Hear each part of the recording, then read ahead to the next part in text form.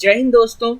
मेरा नाम है शाश्वत और आज की वीडियो में हम बात करने वाले हैं how to create a game using C language. तो बेसिकली मैंने एक बहुत ही सिंपल सा गेम बनाया है जो आप बचपन में भी खेलते होंगे, रॉक पेपर सीजर। मैंने वही गेम बनाया है। आज की इस पैंडेमिक के टाइम में और इतने बिजी शेड्यूल में, जब हम लोगों के पास इस दुनिया में टाइम नहीं होता, बहुत सारे काम करने होते हैं और अपने दोस्तों से नहीं मिल पाते हैं, तो क्यों ना थोड़ा टाइम पास किया जाए। तो उसके लिए मैं सोचा कि एक छोटा सा कंप्यूटर गेम बना देते हैं जिससे आपका भी टाइम पास होगा। आप बोर मत होइएगा, बहुत छोटी वीडियो होने वाली है और कभी आपको टाइम मिले तो आप ये गेम खेल सकते हैं कंप्यूटर के साथ। तो शुरुआत करते हैं बिना किसी देरी के। और हाँ, कोई भी वीडियो को देखने से पहले मैं सबसे उम्मीद करूंगा कि सबको सी का बेसिक सिंटैक्स आता होगा। अगर नहीं भी आता होगा तो आप इस गेम के थ्रू पूरा पूरा सी का सिंटैक्स समझ जाएंगे, वो भी बहुत आसानी से, वो भी 10 से 15 मिनट में। सो डोंट टेक टेंशन, बस आराम से पेशेंस के साथ बैठ जाइए। थोड़ी सी देर में हम स्टार्ट कर रहे हैं। सबसे पहले अपना टेक्स्ट एडिटर खोल के न्यू फाइल पे क्लिक कीजिए और इसे कंट्रोल एस से फटाफट से सेव कर दीजिए। कोई भी नाम दे दीजिए, जैसे कि मैंने दिया है str2.c।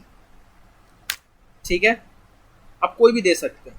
तो मैंने कोड पहले से लिख रखा है, आप इसे जैसे जैसे मैं बताता जाऊंगा वैसे वैसे आप लिखिएगा और इसे वैसे ही अपने कंप्यूटर में टाइप करके देखिएगा और आप फटाक से एक गेम मिल जाएगी। तो ये आया हमारा कोड। बेसिकली इसकी शुरुआत होती है 3 हेडर फाइल्स के साथ जो बहुत ही इंपॉर्टेंट है। आप ये चीज़ देख पा रहे होंगे मेरे कि सबसे पहले मैंने क्या क्रिएट किया। इसकी मैं थोड़ी सी डिस्क्रिप्शन कमेंट सेक्शन में दी है कि कमेंट्स लिखना बहुत ज़रूरी होता है किसी प्रोग्राम के लिए। तो सबसे पहले मैंने गेम क्रिएट क्या किया, रॉक पेपर सीजर गेम।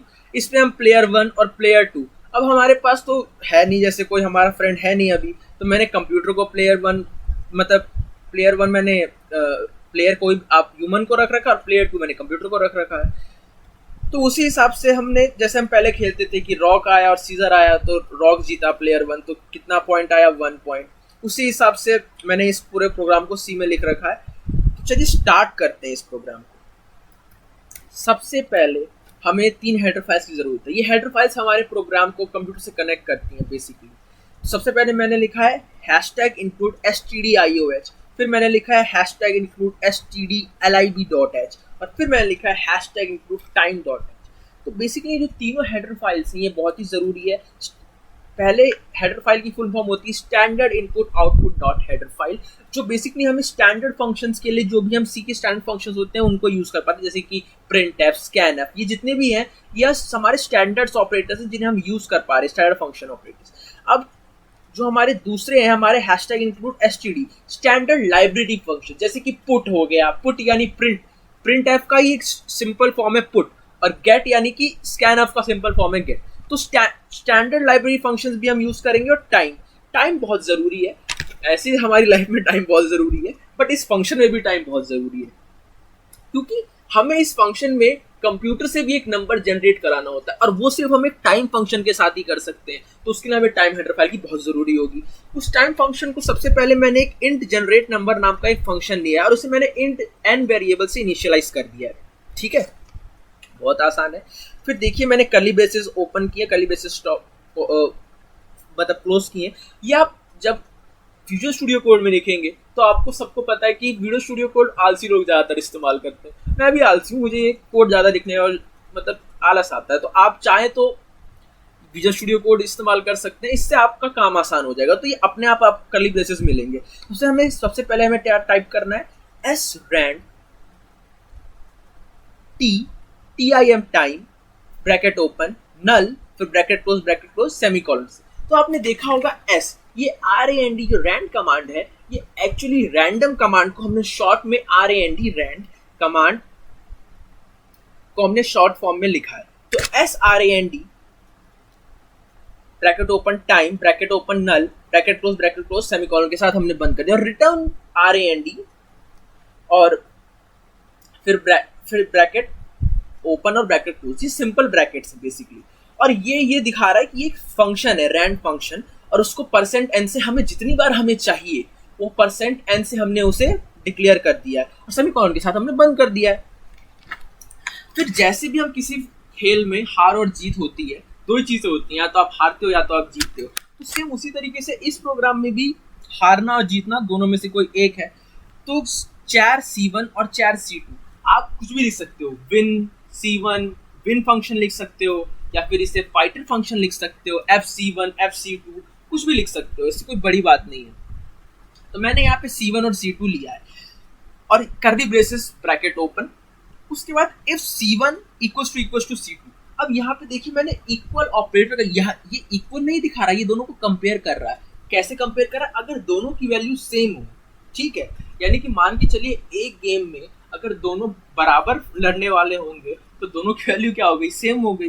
तो हमारे जो भी इनपुट अगर वो दोनों सेम हो तो क्या रिटर्न करना है? -1। -1 इमेजिनरी होता है, और वैसे ही कंप्यूटर के फॉर्म में -1 का सिंपल मतलब होता है कुछ नहीं, तो कुछ भी नहीं रिटर्न करना है। तो हमने -1 किया, यानी कि दोनों बराबर है, ठीक है।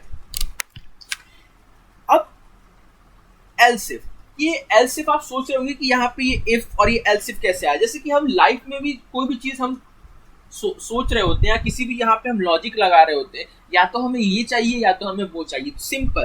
तो हमने यहाँ पे इफ, अगर ये हुआ तो ये मिलेगा, ये हुआ तो ये मिलेगा, ये तो सेम हमें कंप्यूटर में भी विनिंग कंडीशन को ऐसे ही शो करना है।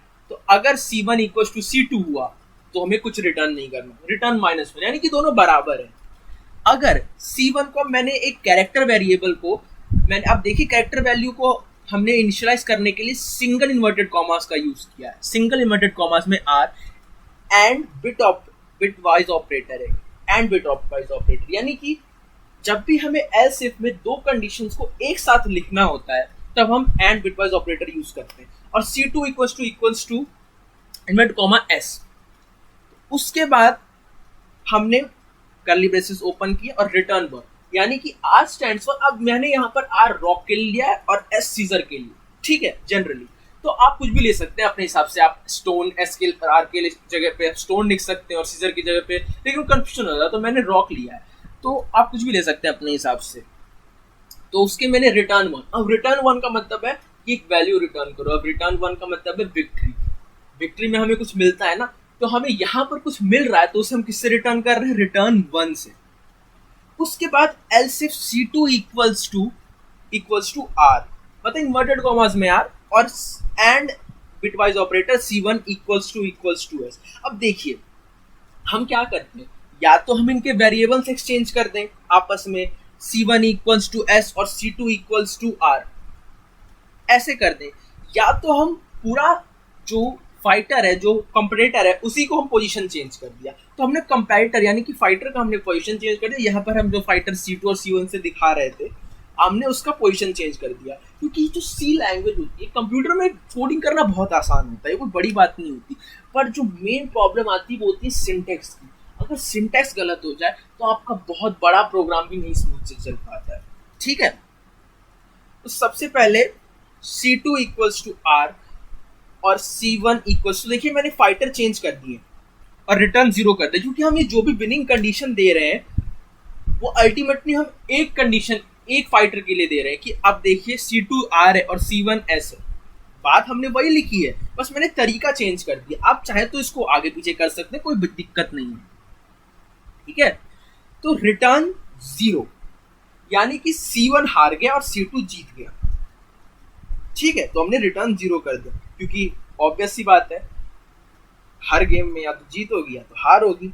इसके बाद हमने सेम यही काम किया और कुछ नहीं किया, बस हमने कंडीशन चेंज कर दिए। फिर मैंने देखिए एस एल्फ को P यानी पेपर और R यानी रॉक, पेपर और रॉक को कंपेयर किया। तो जैसे C1 की वैल्यू पेपर हुई और C2 की वैल्यू रॉक हुई, तो जीता कौन? आपको बचपन में याद होगा पेपर जीतता था, तो हमने रिटर्न 1 कर दिया है ब्रैकेट कर्ली ब्रेसेस ब्रैकेट में। फिर C2 की वैल्यू पेपर हुई और C1 की वैल्यू रॉक हुई, यानी कि पहले अगर C1 आया और बाद में पेपर आया तो जीता कौन? C2। तो अब C1 तो हार गया, तो C1 हारा तो क्या आपने लिखा? रिटर्न 0।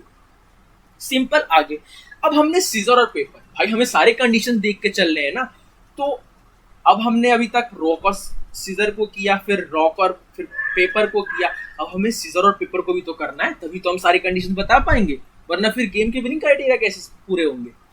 तो else if C1 equals to inverted commas start S and C2 equals to inverted comma single inverted comma start P।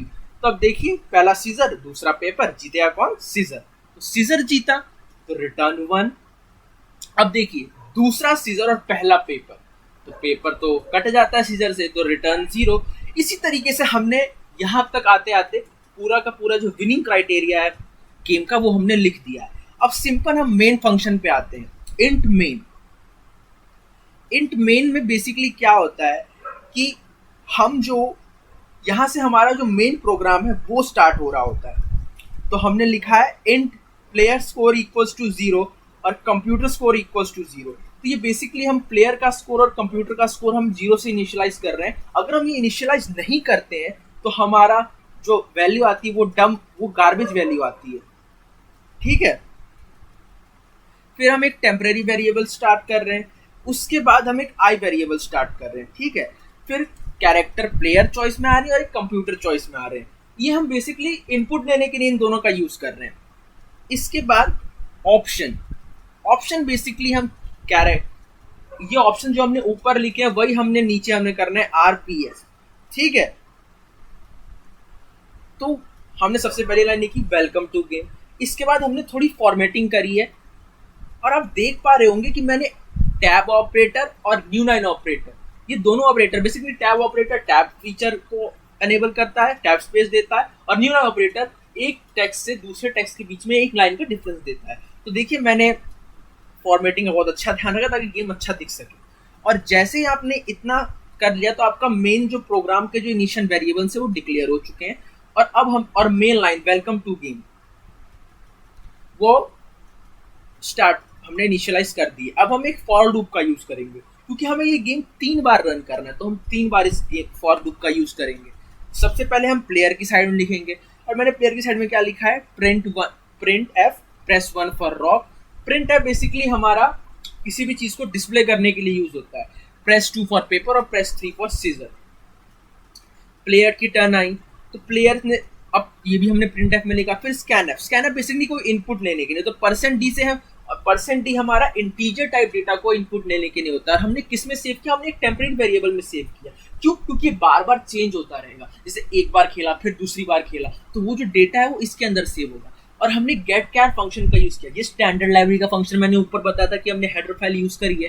तो स्टैंडर्ड लाइब्रेरी के फंक्शन को कॉल करने के लिए, कोई वैल्यू लेने के लिए हम इसका यूज करते हैं गेट कैर का।